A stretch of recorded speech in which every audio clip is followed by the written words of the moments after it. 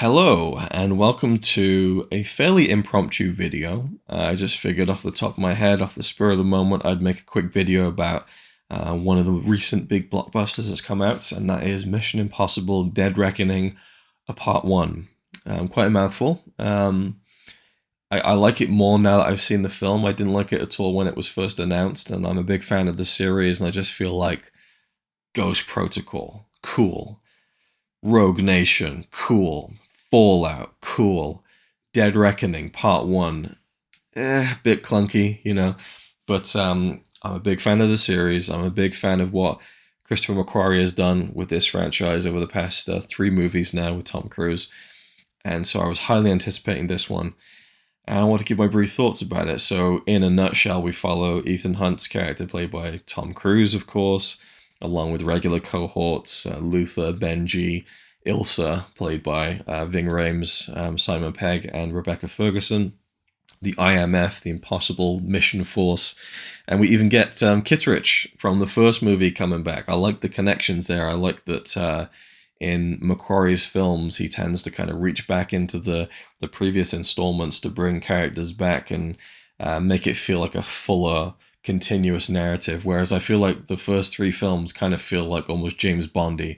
They could just be like, you don't need to hold on to the previous characters from the previous movies and stuff, and so I like that a lot, that we get returning characters and little Easter eggs here and there as well. And in this film, it's all about AI, which is very prescient, and we have the production history of this goes back like 3 or 4 years, and there's COVID, and then there's delays to this film coming out, and I think Haley Atwell said that she wrapped production on this film 9 times. 9 times? So yeah, there's a lot of history behind this film in terms of the shooting schedule, and Tom Cruise flipping his absolute shit on crew members who weren't following COVID protocols. So yeah, it's finally here. And it's about AI, this threat that is, fairly heavy. And I've heard a lot of criticism about this film, that it's like, it's ridiculous. The plot's ridiculous, and the AI thing is so clunky and cheesy. And I thought it worked really well. I thought it was, it makes sense, that this would be a huge threat. And, people are kind of talking in very dramatic terms about this AI threat, but wouldn't you? Especially people who work in intelligence. So it's called the Entity, and Tom Cruise is going to take down AI basically. But there's this MacGuffin, which is this key that splits into 2 pieces, and he's got to find the key. And along the way, he meets Haley Atwell's character, Grace. I've always liked Haley Atwell. I thought that she gave one of the best performances, the best capturing of grief that I've seen, one of the best, in the Black Mirror episode that she did, which was a story about her boyfriend who died, and she ordered a replacement model that was kind of based on all of the social media and private messaging exchanges. And, obviously the moral of the story is you can never go back, right? But she was amazing in that. I thought she was incredible. I really like her in the Marvel movies, but you can see the range there of this actress. And when I heard that she was cast in this, I was like, yes, like I knew she was going to nail this. And she really did. And, you can tell she's done the training, but also she has this, she's a movie star. She just radiates off the screen. She's beautiful, but she's like super capable. And what I really loved about her character, Grace, is that she's a thief. She's not an intelligence agent, but there are multiple parts in this film where Ethan Hunt is trying to kind of get her on side, get her on board. And there's multiple points where you could see her being charmed by him and kind of going, yeah, I'm going to join the cause. But she never seems to, and she's always pushing against it, and she's always screwing them over, but to a point where you don't dislike her for it. You feel like she's on pure survival instinct, self-preservation, and you get the slight hints of like her backstory that she has had to kind of fend for herself a lot. So I thought she was a really well-written character, really well performed, and she kind of jumped right in with the rest of the cast very well. We have Pom Klementieff, who plays Mantis in the Guardians of the Galaxy movies, playing Paris, who is a kind of henchwoman. And I liked that, the henchman in the film was a henchwoman, and she was just great, primal, like, almost silent performance. There's not much dialogue there, but she's a real threat and like a real manic presence, which was awesome. We have a villain in the shape of this guy called Gabriel, who is also a shadow of Ethan Hunt's past. I love that we went into a flashback before the first Mission Impossible movie that shows you something that happened to Ethan that involves this Gabriel character. And I was just waiting for the reveal of, like, the deep fake Tom Cruise from 1992. Never happened. They just show him in shadow. You see the distinctive nose, and that's all you need. And I thought that was a really clever move. You don't need to distract the audience with something janky, which apparently a lot of people had problems with the new Indiana Jones movie for that precise reason. So all this is going on. Gabriel is after the key and has this history with and I like the use of this sequence in an airport where the is it the police, the FBI or the CIA, they're after Ethan Hunt, and they're getting kind of intelligence that he's 2 steps ahead of you in the airport, and they grab him, but it's not him. And the people on the in the van are kind of confused because they can see Tom Cruise's face on these people.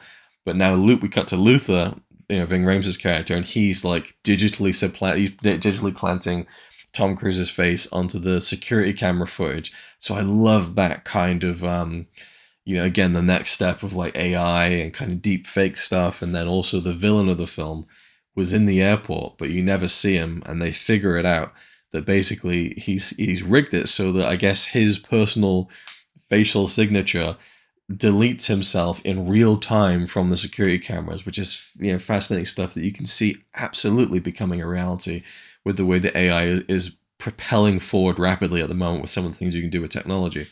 I've been tinkering around with the generative fill feature on Photoshop, which is now an official Photoshop feature, and it's pretty nuts what it's able to do in a very quick period of time, even on a simple laptop like mine. Anyway, so I like all that. So the airport sequence in general was fantastic. And that's one thing that I think the film excels at, is the story, the tension, the characters, the threat, and the little set pieces that go along the way.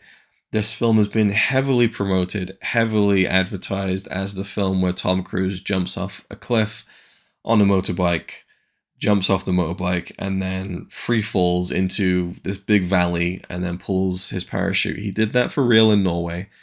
There's trailers that are just the behind the scenes of him driving off this big ramp and diving off. And they promoted it so much that I feel like once you see it in the film, it's like, oh yeah, that clip that I've seen 100 times, But also because in reality, they built a huge ramp off the edge of this cliff. So he's going up a smooth ramp. In the movie, it's kind of like a jagged cliff face, but you can kind of tell that he's not really going up a jagged surface. It's a smooth ride up, right? And so I just didn't feel it as much as maybe the plane sequence in Rogue Nation, which is like, it's Tom Cruise on the side of a plane. You can see it. There's nothing really digital about the shot except maybe removing some of the wires that were holding him on in case he fell off. You can see the airport, the runway, the trees. It's a very physical shot. Whereas in this film with the motorbike stunt, a lot of it is digitally enhanced and augmented. It's still incredibly impressive, and you still feel it in your chest a little bit when you're watching it in IMAX and he goes off the edge and all the sound comes out. But there's a big train sequence at the end of the film, which I loved. I'm a big, trains and movies guy, whether it's action or drama, stuff set on trains I love. And I love the whole train sequence, but at the very end it crashes, which again is in all the trailer. And I feel like they gave away everything in the trailers, which kind of hurt the film a little bit for me too. When the train crashes over this bridge, it goes down into this river, and it's very dramatic and everything, but it felt really fake, even though I knew that they crashed an actual train off a cliff. Now, I read that there's a big controversy. They tried to do it at a real bridge, and there was pushback, and it was a heritage site or something like that. I didn't have time to read all these paragraphs, but they ended up filming this train going off a cliff into a quarry, basically, this abandoned kind of quarry. So you see it in the behind the scenes in the trailer, like they crashed a real train, and it's mental. It's incredible. It reminds you of The General, Buster Keaton. They've talked about that as an influence point. But in the movie, it's so caked in CGI that it looks fake. It's like everything in the shot is fake except for the actual train. They've got a camera on the side of the wheels as it's chugging, as the thing's nose diving down into the water. It felt like blurry around the edges, and kind of it just felt like a CGI shot. It's just this weird thing where it's like, you're used to seeing a real environment with a CGI thing crashing into it. This was the opposite. And it just kind of took all the weight out of it, and I felt really disappointed in that. You go to the General, it's one of the great shots in film history because it's all real. You see that train crashing through that bridge, it's the real train. Anyway, so I was kind of disappointed in that, but I came to realize that it didn't matter. The crashing a real train, Tom Cruise diving off a cliff, those things are not really important to the plot or the story or the feeling of this film, which otherwise was nailed to perfection. It's funny as well. It's got humor. It's got hearts. I love the relationship between Ethan and Ilsa as it progressed in this film. Obviously, she was introduced 2 movies ago, but I just think that there's something really beautiful about their relationship because they're both very magnetic, actors in terms of being on the screen. They have great screen presence, both very strong-willed characters. It's almost a no-brainer to put them together romantically. But in this film, you really see that they love each other in a completely platonic way. And there was something really nice about that, just refreshing and sweet and touching, I thought. And there's some moments there that I thought Rebecca Ferguson was great. The rest of the team was great, but I really liked, Rebecca Ferguson's continued involvement in this series. Palmer Clementif really shone as the henchwoman. Haley Atwell really brought it. She felt believable in a lot of these situations that the Ethan Hunt and by extension Tom Cruise gets her into. So I really enjoyed her in the film, and I think it tees up the second part really well. It also doesn't feel like it leaves you hanging too much, which is good. So yeah, I thought it was great. I really, really loved it. Doesn't really reach the heights of maybe the past 2 films. I think Rogue Nation and Fallout are better movies. But this one certainly ups the ante, and I'm really intrigued to see how the hell they're going to try and top this one in terms of the big stunts of the movie. But I'm really more engaged in the story.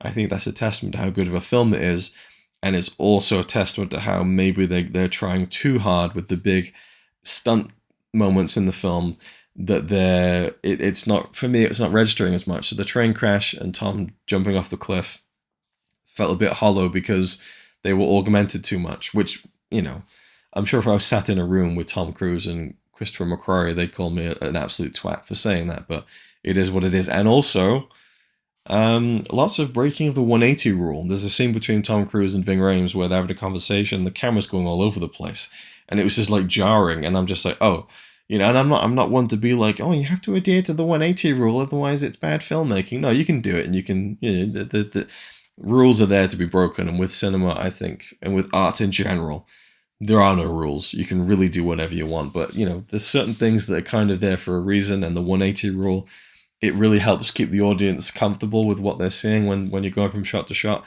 But he was breaking that rule and crossing the line, and it was just like, and I remember I thought Connie wouldn't have noticed this at all, but she was like, oh, there was a lot of breaking of that. What's that rule? I was like, you spotted it, the 180 rule. She's like, yes, the 180 rule. She's so like, even Connie, who isn't anywhere near as kind of technically minded as I am, and I'm not saying I know a lot technically about how films are made, but like I think about shots, and I notice things that are done in films, and I kind of analyze them in my own way, in a very novice way. But it's interesting to me that Connie picked up on the 180 rule breaking.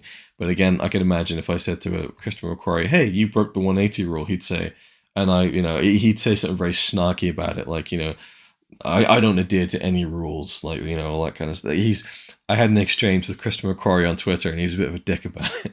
And I remember I asked him, he was doing like a Q&A on Twitter, he had some time to kill, and I said something to the effect of, what are some of your favorite silent films?